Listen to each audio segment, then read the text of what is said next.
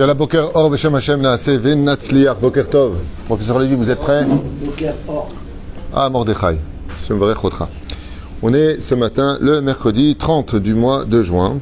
Et Bezrat Hashem, le 20 du mois de Tammuz. Chaim Tovim ou Shalom, qu'on n'entende que de très très très bonnes nouvelles. Amen. Ce matin. Alors ce matin. Shkoun Ede ce matin. Laissez-moi voir la liste. Shkoun Ede. Oh. Le sujet thème sur l'origine de l'âme et de son inspiration. Tu m'aides là. Cours acheté par Jonathan Lalou Ayakar pour Bezrat Hashem, la maman de son beau-père, Julie Georgette Bat Aziza Zichrona Libracha, puisque c'est sa Askara, Roi Hashem, ou c'est peut-être pas sa Askara, en tout cas c'est pour l'élévation de son âme, c'est le cas de le dire. Roi Hashem Tenachena Began Aiden Elion, Vechol Ashorvot Imah. On pensera en même temps à l'élévation de l'âme de Georges Eliaou ben Simcha Alice Alav Shalom Shene Batfidjan ben Simcha Bat Lola Yuda Side ben Eliaou Sayad Gérard Grudik Aaron Haim Yosef ben Esther Yosef ben Rachel Huguet Shira Haya Bat Ivan Mesaouda Myriam Bat Simcha Zerbib Michel Simcha Bat Esther David Eli Baruch ben Marcel Michal Sarah Bat Hanina, Dada Mesaouda Bat Esther, Sasson Ben Esther Alevi, Amram Ben Yaakov, Azoulay Martin Rosine Saada, Bechol Mete Israël, Oulelef Alfe Avdalim, Refoua Shlema, Refoua Tenefesh, Refoua Tagouf, Bechol Cholot, Bechol Cholim, Bechol Atar, Bechlala, Meteshem Atov, Morat Imi, Ivan Bat Esther, Sarah Tal Bat Efrat Miriam, Yana Ben Esther, René Mahlouf Ben Sarah, Chaya Ruchama Esther Bat Rivka, Anna El Naref Anna Lajoul Ben Yasmin Yadan, Robert Amos Abraham Haim Ben Malka Ruyel Rivka Haya Bat Esther Baruch Ben Rutzufan Vemeira Yakar Ben Rutzufan Fen Rayato Yamin Hillel Ben Martin Esther Dvora Bat Rivka Bezrat Hashem Zawi Ken Pinchas Ben Shimon Bezrat Hashem Refoua Shlema Bechol Chol Israël V'Hatzlacha Bechol Maaseh Dehem ובכללם של כל התורמים שלנו שהקדוש ברוך הוא יברך אותם tout ce qu'ils font Hashem Yehitam. On pensera toujours à Daniel Bilar, à Yakar, Hashem Varech Oto, et tous ceux qui nous soutiennent, Jacques Serror à Yakar, qu'on embrasse très fort, Nissim Cohen, à qui on souhaite beaucoup de bonheur avec Déborah, qui lui ouvre les portes de la réussite sur tous ses chemins. C'est une artiste de renommée maintenant, Bezrat Hashem, part au Japon, à droite, à gauche, une très bonne amie, Hashem Varech Ota Bechol Asherla. Et on commence ce shiur qui est très problématique parce que parler des âmes, c'est parler de l'infini. Ce qui fait qu'on pourrait parler de l'infini des âmes. Alors, la question qui a été posée, c'est l'origine des âmes. Comment est-ce que les âmes se sont concrétisées et qu'est-ce qu'une âme dans l'absolu et qu'est-ce qu'une âme juive d'une âme qui n'est pas juive et qu'est-ce qu'une âme d'un non-juif et celle d'un animal et qu'est-ce qu'une âme d'un animal et celui du végétal et quelle différence y aurait-il entre l'âme d'un végétal et l'âme d'un minéral. Et on peut comme cela aller à l'infini parce que toutes les âmes viennent de degrés différents, de mondes différents qu'on appelle Olam Abia. Et les âmes du peuple d'Israël viennent du monde de la Beria. Donc c'est un sujet qui est waouh. L'âme d'un non-juif est différente de l'âme de qui? De qui?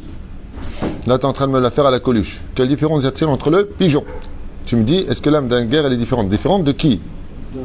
D'un juif. Eh bien voilà, ça c'est une réponse. D'un juif. Est-ce que tu veux dire la différence? Un non-juif, par exemple. C'est vrai que les d'ailleurs. Moi je pense qu'on va arriver à toutes ces questions-là à la fin du shiur. On va essayer ensemble de définir un petit peu dans un langage très simple pour que tout le monde puisse comprendre BSM, qu'est-ce qu'une âme. Au niveau, je dis bien métaphorique. On parle de métaphore, que ce soit très clair. Une âme est définie d'ailleurs dans le livre de Bereshit comme étant la création première de Dieu au sein de l'humanité. C'est-à-dire que quand vous lisez dans la Torah que Dieu a créé l'homme à son image, et patati patata, on parle de la création de l'âme. L'âme, d'ailleurs, le mot Adam, qui va être donné, est venu de deux pôles différents et opposés. Le mot Adam est prescrit dans la Torah comme étant, parce qu'il vient de la terre, d'accord ? Et on verra si ici on parle du corps et de l'âme. Réponse, je vous le dis maintenant, on parle des deux. Pourquoi ? Parce qu'il y a un niveau d'âme qui restera dans la terre, et on a besoin de ce niveau d'âme. Et le mot Adam vient du mot Edmé, qui veut dire celui qui ressemble à son créateur. Comment tu dis ressembler en hébreu? Domé. Ata domeli, tu me ressembles. Ata domelo, tu lui ressembles. Domé, D'accord? Donc, edme, ça veut dire que je le mets maintenant au il du verbe, donc à l'état actif, de ressembler à Dieu. D'où l'expression faisons l'homme à notre image. Pérouche Adavar que, tout comme Dieu a plusieurs midot, on ne parle pas de plusieurs dieux, il n'y a pas l'Olympe. Mais Pérouche Adavar, ce que ça va enseigner, c'est que tout comme Dieu, il est patient, soit patient, Dieu est bonté, soit bonté. Faisons l'homme à notre image, tout comme tu dirais d'une personne qu'il est à l'image de son Père parce qu'il a les mêmes vertus que lui. C'est dans ce sens, il n'y a pas autre chose derrière, Chas Shalom, qu'on ne se trompe pas. Il n'y a pas de Père, il n'y a pas de Fils, il n'y a pas de Saint-Esprit.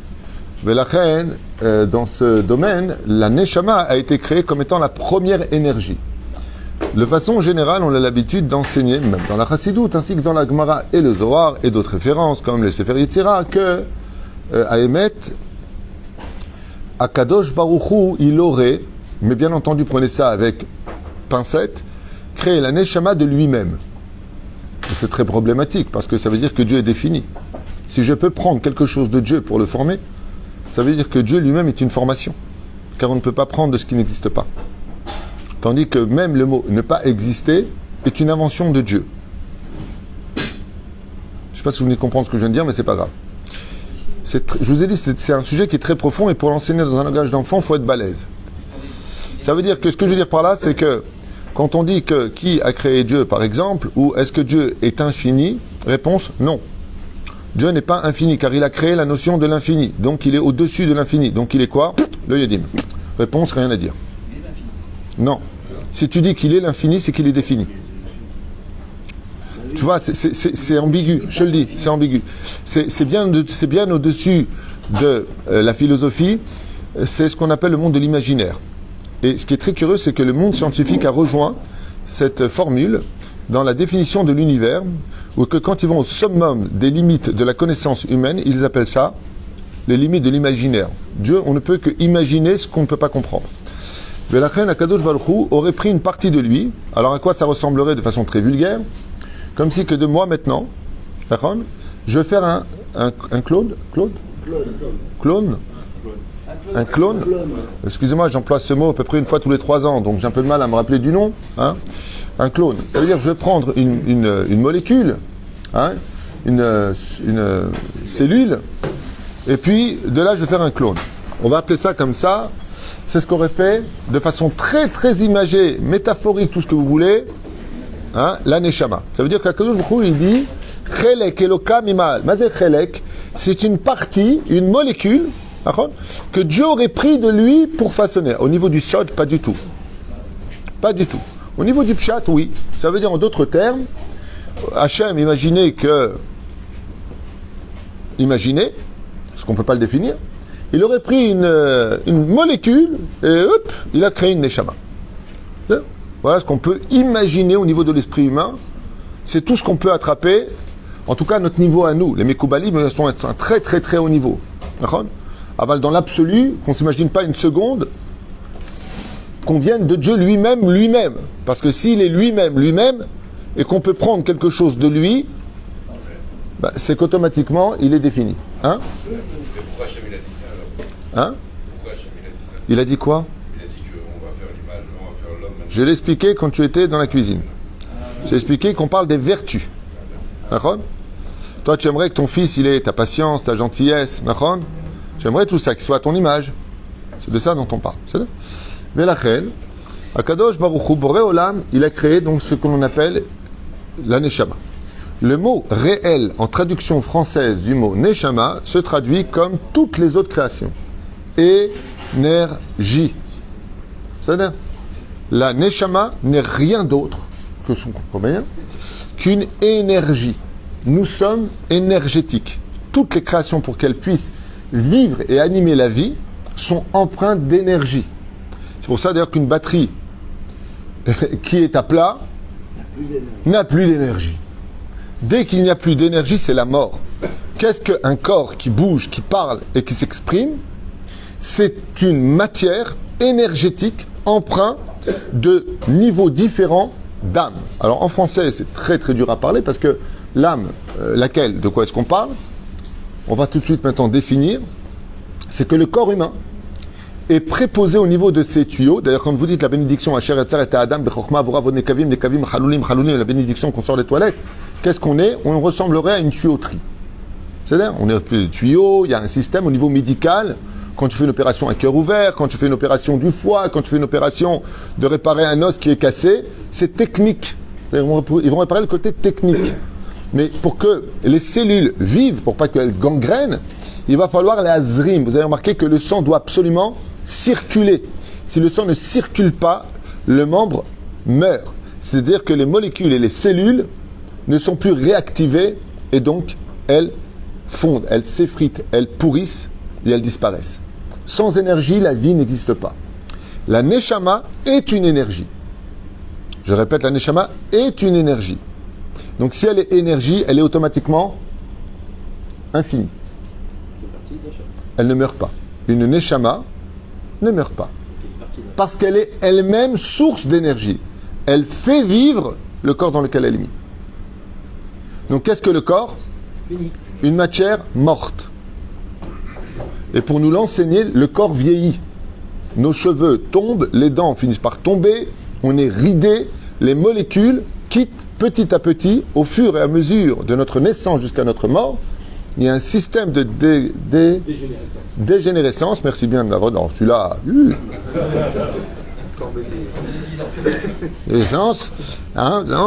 De dégénérescence, exactement de nos cellules. Pourquoi? Parce que la neshama, au fur et à mesure du temps, sait qu'elle retourne dans son origine énergétique, c'est-à-dire quoi?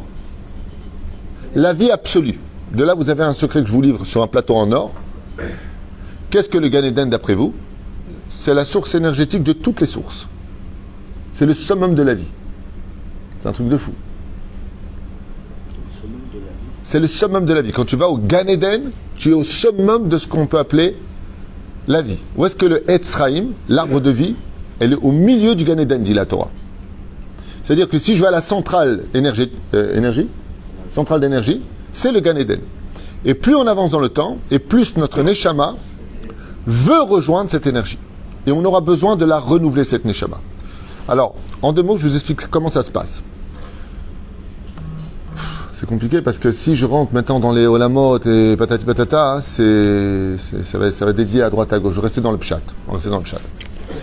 Il y a 4 mondes qu'on appelle le monde de la Asiya, qui est un monde énergétique, le monde dans lequel on vit. Là, Yetzira, le monde des anges, qui s'appelle le monde de la formation.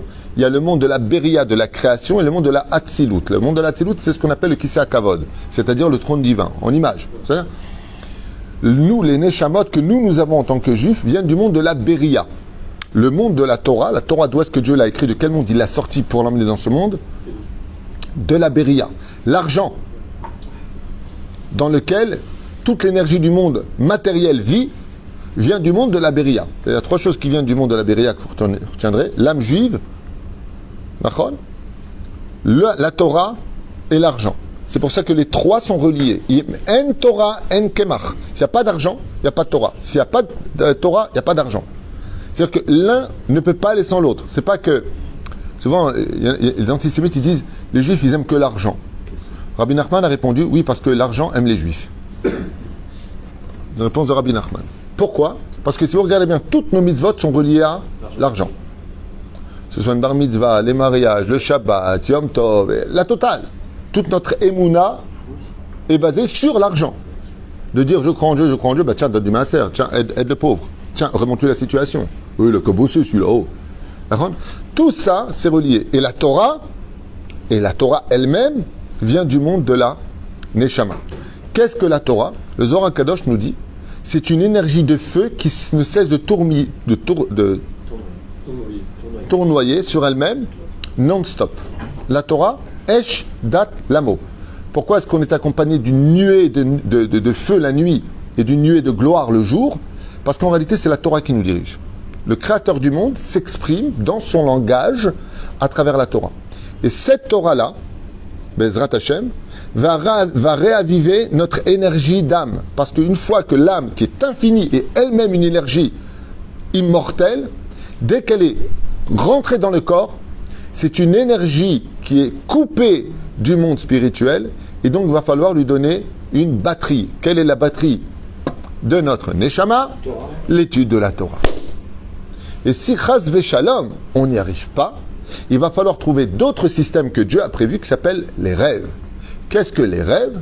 C'est un système énergétique de très très faible niveau qui permettra à celui qui n'étudie pas de la Torah de laisser son corps dormir afin que son âme quitte son corps et rencontre dans les sphères célestes qu'on appelle les couloirs, qu'on appelle prosder halomot, donc les couloirs des rêves, elle va se renouveler à travers cette élévation très très faible. C'est pour ça d'ailleurs que, comme je vous l'avais déjà dit une fois, les tzadikim vivent de leur éveil dans l'étude de la Torah, ce que les gens matériels ont besoin de récupérer à travers le sommeil. C'est pour ça que les tzadikim dorment peu, parce qu'ils se renouvellent sur terre à travers l'étude de la Torah, tandis que les gens qui n'ont pas de spiritualité ont besoin de dormir beaucoup plus, parce que leur âme a besoin de se renouveler beaucoup plus. C'est pour cela qu'une expérience a été tentée encore récemment, elle a été retentée, c'était incroyable. Ils ont empêché 3 personnes pour tenter l'expérience, 3 prisonniers qui ont été donc choisis, qui ont accepté, consigné, de ne pas dormir, voire pendant une semaine de ne pas fermer les yeux. Au bout du 3e jour, s'ils ne les avaient pas laissés dormir, ils mourraient. On ne peut pas vivre sans dormir. Pourquoi? Tandis que les grands en Torah, les enfants du Rav Ovadia Yosef témoignent que les uns après les autres, quand ils venaient étudier Chavruta avec leur père, le Rav Ovadia Yosef, quand l'un allait dormir, le Rav Yitzhak, il allait étudier avec son père. Il allait dormir, il n'en pouvait plus, jusqu'à l'aube. Le Rav allait prier au Netz, il revenait. C'est le Rav Avram Yosef qui venait étudier avec son père. Et un jour, ils ont posé la question à leur père, ils ont dit, ah ben, Rav Ovadia, tu dors pas? Il dit, où j'ai oublié. J'ai oublié de dormir. Je pensais qu'on pouvait tout oublier, mais ça, non. Je lui ai dit, j'ai oublié de dormir. Mais comment tu fais pour réveiller? Comme il y a marqué, Eliyahu Hanavi, Eliyahu Atishbi, Eliyahu Agiladi, Lora Shena Me'olam. Le prophète Eliyahu n'a jamais vu de ses yeux le sommeil. David Ameler, Shishim Neshimot, la Gemara lui dit dans Brachot. Ça y est, c'est fait, je dormis. Et après, il faisait de beaux doutes et étudiait la Torah. Mais comment tu peux. Il faut de la force pour étudier, on va dormir, on est fatigué. Il est d'accord, mais dormir à quoi ça sert? À renouveler l'âme. Très bien. D'ailleurs, quand on se lève le matin, on se sent mieux, notre âme est fatiguée. C'est le nachon. Plus tu dors, c'est prouvé scientifiquement. Et plus tu es fatigué. C'est-à-dire qu'en réalité, notre corps, le Rambam il dit on donne 8 heures de sommeil, il parle de façon bénonite. Mais dans l'absolu, notre corps a besoin juste de 4 heures de sommeil. 4 heures, ça suffit amplement. Et je peux vous dire, à l'armée, tu vas découvrir que tu peux vivre tout à fait avec 2 heures de sommeil à l'armée. C'est en Israël, 2 heures. J'étais à Zikim, on dormait à 1h du matin, 3 heures.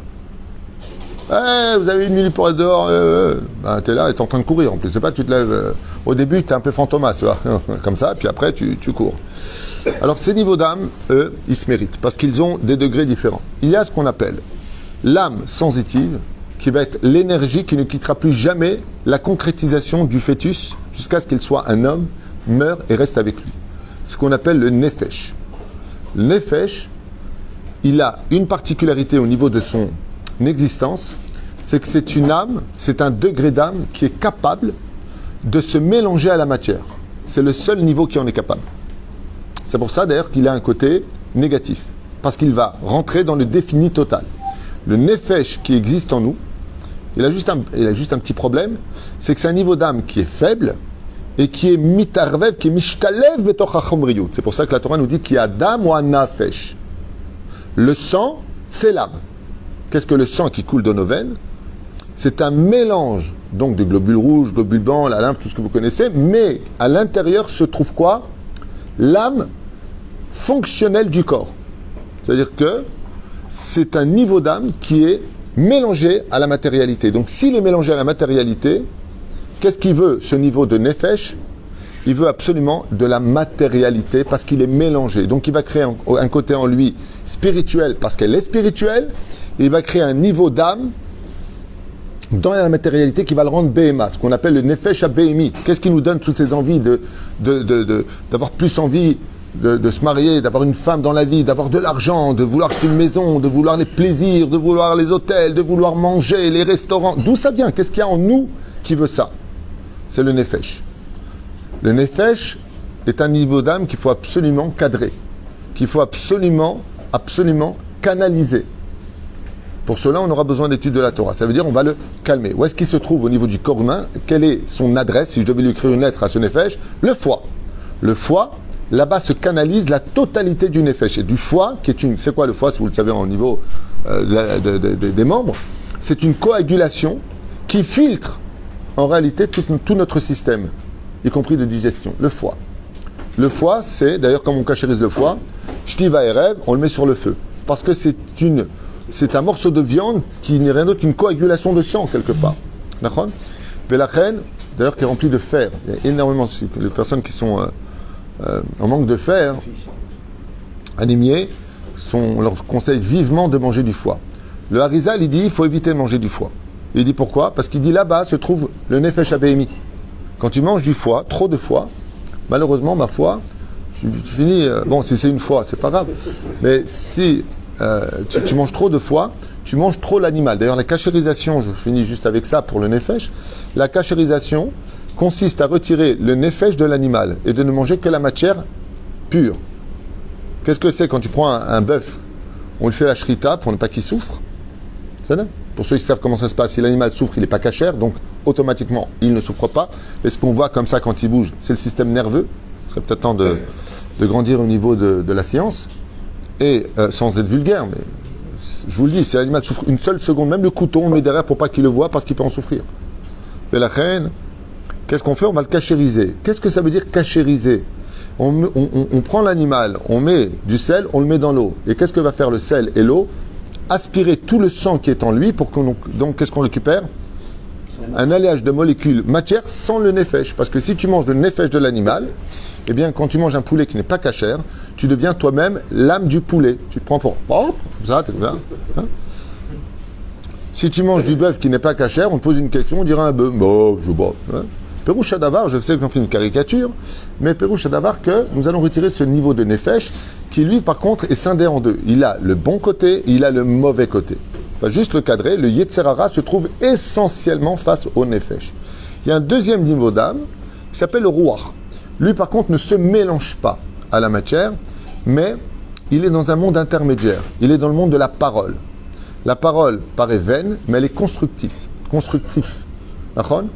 Et elle se trouve dans quel socle? Au niveau du cœur. C'est là-bas que se trouve le Ruach. Mais le Ruach, il peut être, comme on dit, Ruach Tov, un bon esprit ou un mauvais esprit. Ruach Ra'a. D'accord? Ruach Shtut Nichnas Bo. C'est lui qui fait l'intermédiaire entre le monde d'en haut et le monde d'en bas.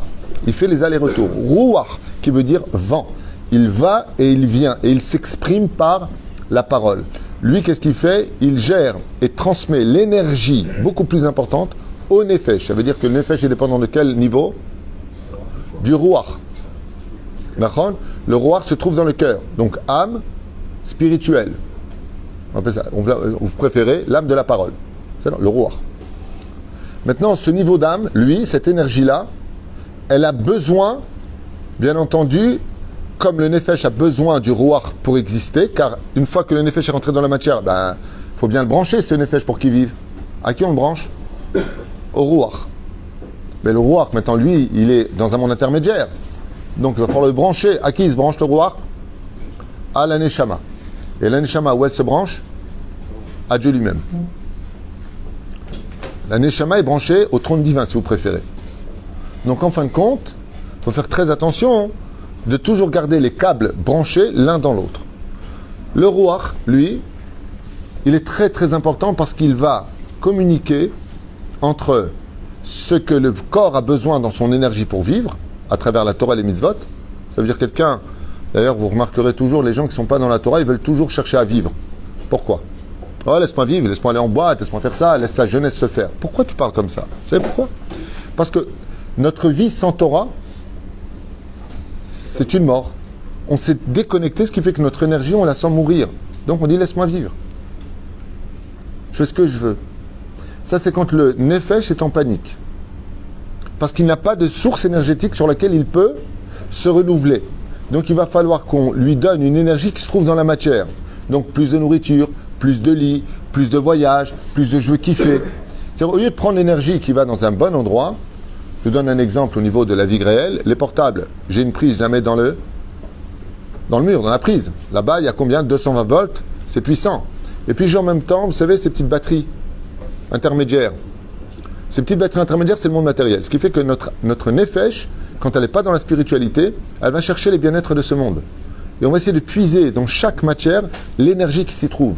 D'où l'état à vote de ce monde, les envies de ce monde. Vous voyez comme c'est débile. Parce que notre neshama elle a besoin d'énergie. Elle est déconnectée. Ne laisse pas ton âme mourir. On parle du nefesh. Le ruach, lui par contre, il a besoin d'une énergie qui vient de la neshama. Le ruach aspire à beaucoup plus de spiritualité. C'est pour ça d'ailleurs que le mot traduit en français du mot ruach, c'est le plus proche. Bonne réponse. Esprit. Déjà, on n'est plus dans la matérialité. C'est l'esprit. Mais notre esprit peut être empreint de bien ou de mauvais. Il y a des très mauvaises philosophies qui peuvent tourner notre esprit dans le mal. Il y a des façons de voir la vie, l'égoïsme, l'égocentrisme, l'avarisme, toutes les mauvaises midotes viennent de l'esprit. Ça dépend comment on va formater notre esprit. Et l'esprit, c'est la parole. Ça veut dire qu'on va s'exprimer ou pour le meilleur ou pour le pire. Il y a ce qu'on appelle la neshama. Cette neshama-là, qui est reliée aux trois, lui ne se trouve pas du tout dans le corps. Elle est totalement spirituelle. Elle se retrouve où? Juste au-dessus de la golgolette de l'homme, c'est-à-dire au-dessus du crâne. Juste au-dessus, reliée par un fil spirituel. C'est pour ça d'ailleurs qu'une bougie est composée de la même façon que le corps humain. Il y a le corps physique. D'accord? On fait une bougie en général avec quoi? On n'a pas le temps, de la graisse. À l'époque, c'est de la graisse. Okay? Le paraffine, enfin c'est de la graisse, quoi. L'huile. D'accord? Comment tu dis l'huile en hébreu? De l'huile? Hashemen. Otiot neshama. Donc, ner, c'est en hébreu le mot bougie. Nun, nefesh, resh, roach. Ensuite, il y a le fil qu'on appelle la mèche. Et ensuite, il y a la flamme. Quand vous voyez une bougie allumée, vous comprenez tout ce qu'on vient de dire. Nun, resh, ner, nefesh, roach. Ensuite, au-dessus, neshama. La question qu'on aurait envie de penser, c'est pourquoi Dieu n'a pas inclus aussi la neshama dans le corps. Parce que comme la neshama ne peut pas être touchée par le monde d'en bas, elle est reliée par un fil énergétique. Et qu'est-ce qui se passerait si je coupais maintenant la mèche? Eh bien, il n'y aurait plus de lumière. À quoi me servirait ma bougie? À rien. Donc en d'autres termes, il va falloir faire très très attention de ne jamais nous déconnecter de notre neshama. Le problème, c'est qu'au niveau de la neshama qui vient du monde le plus élevé des âmes, même s'il y a Chaya et Yechida au-dessus, mais qui appartiennent à Shabbat pour ceux qu'on le mérite, Yechida pour le Kohen Gadol que le jour de Yom Kippourim dans le Kodesh HaKodashim, dans le Saint des Saints, donc on les laisse de côté les deux niveaux supérieurs mais qui n'appartiennent qu'à des unités sur Terre, on peut dire ça comme ça. Eh bien, ce niveau d'âme qu'on appelle donc la neshama, elle par contre se traduit par le mot penser. C'est elle qui pense. Vous comprenez bien, chers amis, que quand on dissecte on dit dissecte? Dissèque. Vous avez déjà vu un cerveau sur une table? Vous avez déjà été à la morgue? De quoi est composé le cerveau, professeur? C'est la matière. Il y a quoi? De la graisse, des fibres, des veines, des muscles. Il y a quoi? Il y a des molécules, il y a des neurones. Il y a quoi? Est-ce qu'on peut imaginer, quand on voit un cerveau dans une assiette posée devant vous, que ça puisse penser? Non. Est-ce que vous avez imaginé une seule fois dans votre vie qu'un cerveau puisse penser? Seul un abruti fini pourrait penser une seule seconde qu'un cerveau puisse penser. Il faut vraiment être quelqu'un de profondément idiot, surtout qu'aujourd'hui, on peut se permettre de faire des analyses. Quand tu vois un cerveau, le mec il est mort, tu enlèves son cerveau, tu tiens, ça pensait. Dis-moi d'où sortirait la pensée. Alors bien entendu, il ne faut pas être idiot, je vous donne la réponse tout de suite. Un jour, un Esquimau est arrivé en ville et il a vu de façon incroyable qu'en appuyant sur un bouton, la lumière s'allumait dans la pièce. Et qu'est-ce qu'il a fait? Quand le propriétaire est parti, il a volé le bouton, il a emmené dans son igloo, on m'a tué avec le français, igloo, ouais, Et il l'a mis dans la glace, il a dit à sa femme, viens. Il dit quoi? Regarde, la nuit maintenant, on va plus être dans l'obscurité, on n'a plus besoin de feu. Il appuie sur le bouton et il n'y a rien qui marche. Il dit, mais je l'ai vu de mes propres yeux, je ne suis pas idiot. Tu baisses le bouton, je l'ai vu faire. Ça éteint. Tu appuies dessus, ça s'allume. Bon, il a vu que c'était une fâche-là, il est parti voir le propriétaire, il lui dit, dis-moi, comment, pourquoi, toi ça marche et moi ça marche pas? Il lui dit, Yaba, bah viens avec moi, viens. Regarde, quand tu m'as arraché mon bouton, tu vois qu'il y a des fils. Il dit alors, il faut que ces fils soient branchés sur ce bouton. Ces fils vont à la... non, le tableau de bord là-bas, au disjoncteur, merci bien de m'avoir aidé. Le disjoncteur est relié à quoi? À un autre disjoncteur de l'immeuble qui lui-même est relié à des câbles qui vont à la centrale électrique. Il lui a dit, c'est pas comme ça. Il lui a dit, c'est exactement la même chose du corps humain. Qu'est-ce que le cerveau? C'est un interrupteur. Tu donnes un coup de suite, tu as éteint la lumière. Tu exerces ton cerveau, tu allumes la lumière. Alors, qu'est-ce que le cerveau, il pense ou pas? Il est exactement comme un bouton sur lequel tu appuies. Tu appuies, ça marche. Tu réappuies, ça marche pas. Mais ce que le cerveau lui-même pense, non. Il est relié à l'interrupteur qui s'appelle comment? L'énergie d'en haut, qu'on appelle les Olamot Haelyonim, sur lequel on va jusqu'à la centrale qui s'appelle Akadosh Baruch Hu. Les pensées doivent être absolument reliées, et c'est pour ça que les pensées sont les fautes les plus graves, dit le Ben Ishraï. Pourquoi? Il dit parce que toutes les pensées que nous avons passent en film devant Hachem, devant le trône divin.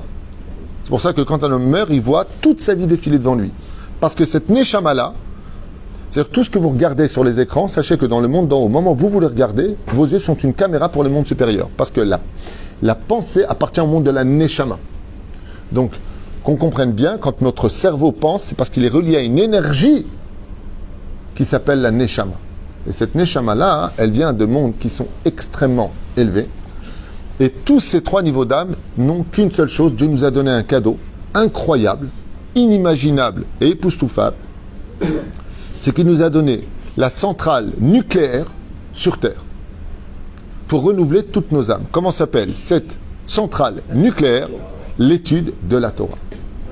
En d'autres termes, un homme, avec tout respect que je dois à tout le monde, qui n'étudie pas la Torah et qui a le niveau dont on parle, cet donc atome hors du commun qui s'appelle la Neshama, ben c'est un homme qui est mort.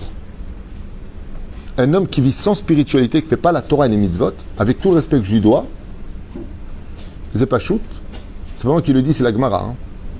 Rechaim bechayehem kiruim metim. C'est pas moi qui l'écris.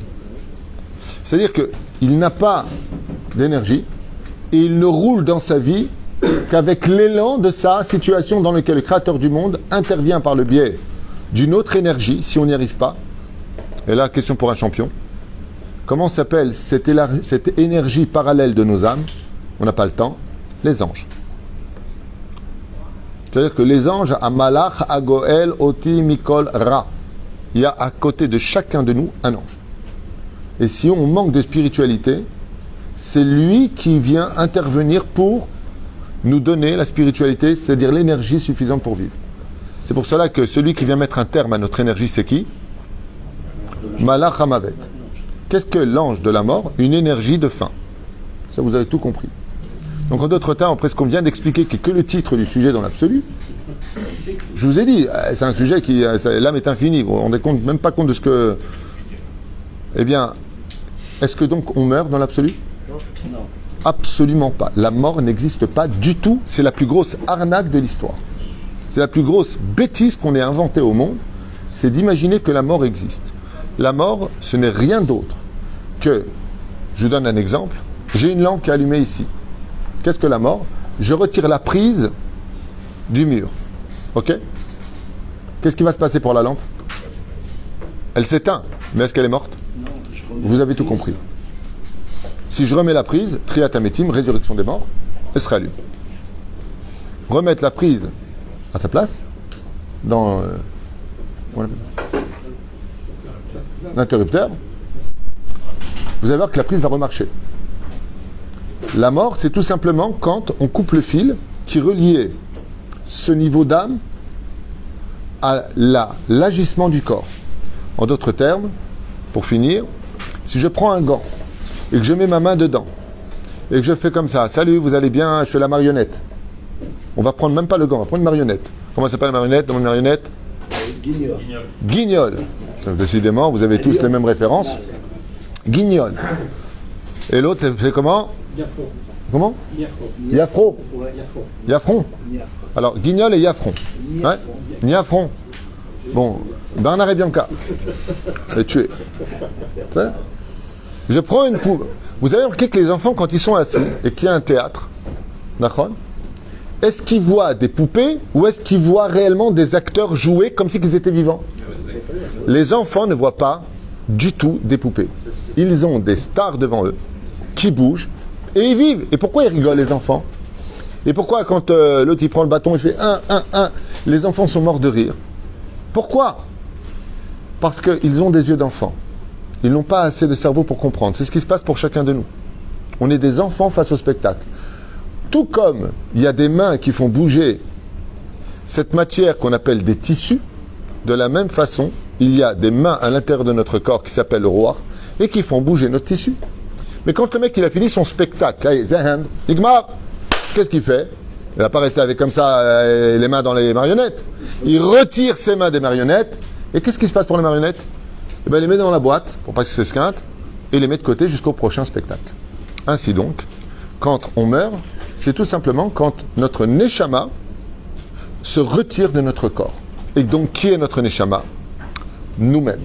L'aspiration dit, et je finirai avec ça pour aujourd'hui, parce que je vous dis, c'est un show qui peut durer des heures, c'est le premier chapitre de Mesilat Yesharim, d'ailleurs.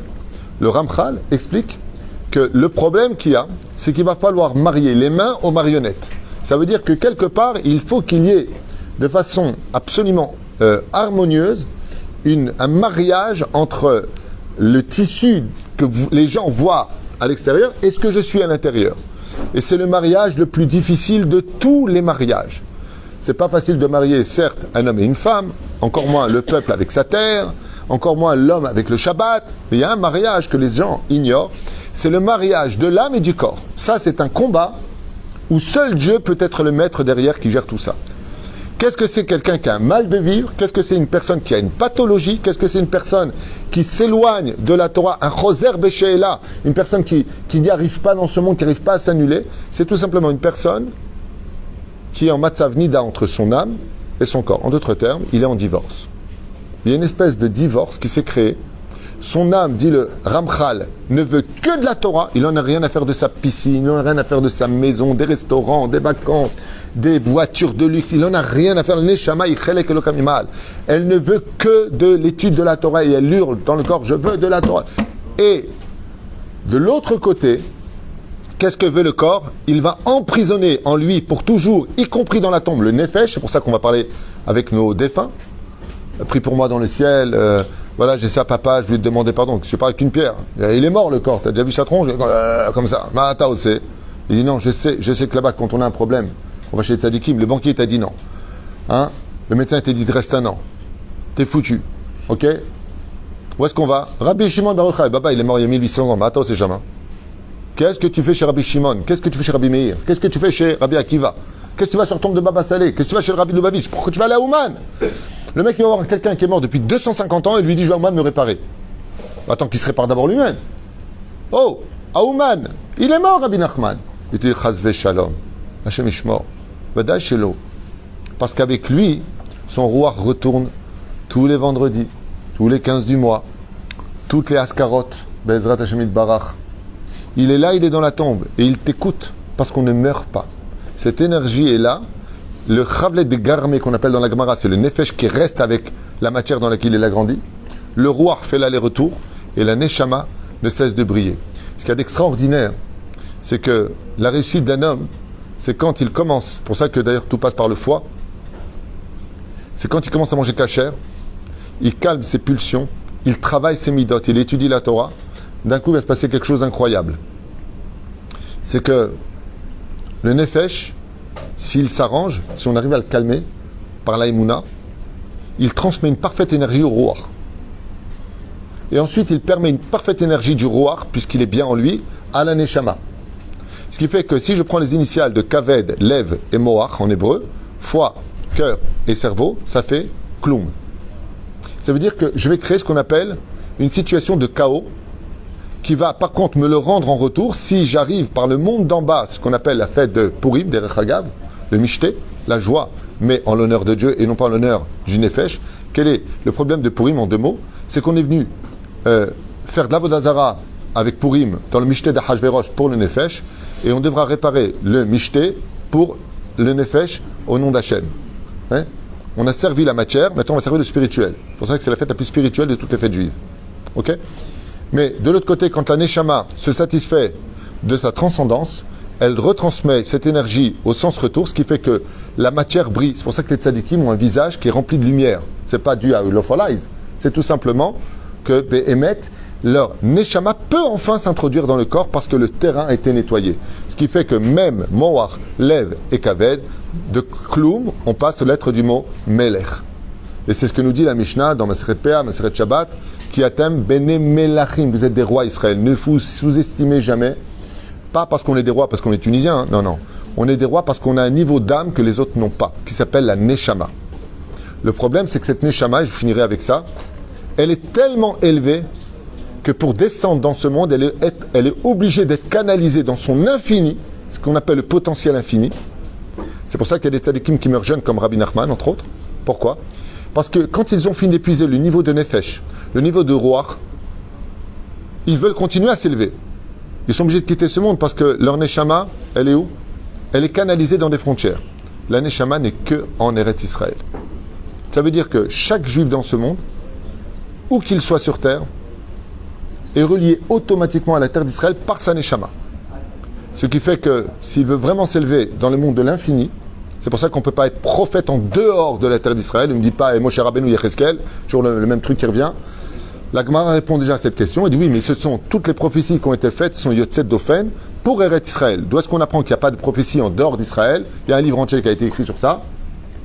Yona est prophète, Dieu lui parle, c'est bon, je ne veux pas que tu me parles, je ne veux pas t'écouter sur ce coup, il fuit Eretz Israël. Pourquoi tu fuis Eretz Israël? Dieu est partout. Il dit oui, mais il ne peut pas s'adresser à moi en prophétie si je quitte Israël. Parce que la prophétie appartient au niveau de Neshama. Et la Neshama, elle est tellement puissante qu'elle est obligée d'être cadrée dans Arba Meot Parsa, à l'Arba Meot Parsa, c'est-à-dire sur le territoire d'Eretz Israël. De l'importance pour chaque juif qui veut vraiment se concrétiser, retrouver ces 3 niveaux d'âme, d'être obligatoirement sur le territoire d'Israël. Et c'est pour ça que ce combat est tellement méritant que la terre d'Israël s'acquiert par des souffrances, de la peine et du mérite. Parce que quand on est ici, on est à l'endroit, tu veux que je te réponde clairement, le Zohar HaKadosh, il dit c'est pour ça qu'il n'y a pas de résurrection des morts en Chutz La'aretz. Rachid le dit à propos de Yaakov. Enterrement en Israël, il dit pourquoi? J'ai pas envie de galérer dans les tunnels où on va me pousser pour la résurrection des morts. Et pourquoi dans ce cas-là, j'aurais besoin de venir en Israël? Parce que pour réaviver le corps au niveau de son énergie, j'ai besoin du niveau de Neshama. Et la seule nourriture par contre de la Neshama, dit le Ramchal, c'est Torah, Mitzvot ou Masim Tovim. Ça veut dire que si tu n'as pas de Torah en toi, si tu ne nourris pas ta Neshama, comment tu peux te relever à Triyat HaMetim? Ou tu soutiens la Torah, ou tu étudies la Torah. Sinon, eh bien, quand on va rebrancher tout le monde, il sera à part le monde futur. Quand tu auras résurrection des morts, Dieu va renvoyer ton âme. Seulement ton âme, qu'est-ce qu'elle va faire? Trop faible. Pas de Triyat HaMetim. Parce que Triyat HaMetim, c'est comme une voiture qui est morte depuis très longtemps. C'est pas un petit coup de batterie qu'il faut. C'est un sacré coup d'énergie. Vous avez remarqué, il y a un cœur. Le mec qui meurt, on lui fait les ponctions. Ça marche pas. Qu'est-ce qu'on fait à la fin? On lui fait l'électrochoc. Boum! Et là, on dit non, c'est passé. Passe à 300. Passe à 350. Passe à 400, il grille le mec. Et éloignez-vous. Boum! Et d'un coup, le cœur reprend. Vous avez remarqué que c'est pareil dans la vie. Pour faire réaviver un cœur qui est mort, on ne peut pas avec peu d'énergie. Tu as l'électrochoc, ça à 100, ça ne marche pas. Il va falloir, boum! Akadosh Baruch Hu, il va chercher tout simplement, pour tes 70 ans, 40 ans, 100 ans de vie, il va tout simplement aller chercher la batterie que toi-même tu t'es mis de côté pour te réaviver ton cœur à la résurrection des morts. Plus tu étudies la Torah, plus tu fais les mitzvot, plus une femme elle prend sur elle la joie de vivre dans Kedat Moshe Israël, dans la pudeur des mots, la pudeur des habits. Bemet, Shomeret Shabbat, mitzvot, Nidam, Asim Tovim, les hommes deviennent enfin des hommes qui respectent leurs épouses. Il y a une belle ambiance à la maison. Et plus tout simplement, on va réinsercer une énergie Yotzet Dofem extraordinaire dans notre batterie qui est mise de côté. Ayom la Sota Machal Kabel Sraram. Pour l'instant, tu bosses. Où elle va toute cette énergie des mitzvot? Et quoi ça sert? Regarde, je fais tout ça, j'ai rien. Mais tais-toi, parce que cette énergie, chaque fois que tu crées un ange, qu'est-ce qu'on a dit l'énergie? Un ange. Quand tu fais une mitzvah, tu crées un ange. Où est-ce qu'il va cet ange? Il va dans cette batterie spéciale qu'on appelle la Neshama. Et quand viendra la résurrection des morts, chacun viendra avec sa Neshama. Celui qui n'a rien fait, il a une Neshama qui est vide. Dieu dit voilà, où est ton corps? Là. Qu'est-ce qu'il y a? Ben, il n'y a pas de batterie. T'as pas, tout simplement, branché ton portable là où il le fallait. Baruch Adonai l'olam, amen, amen.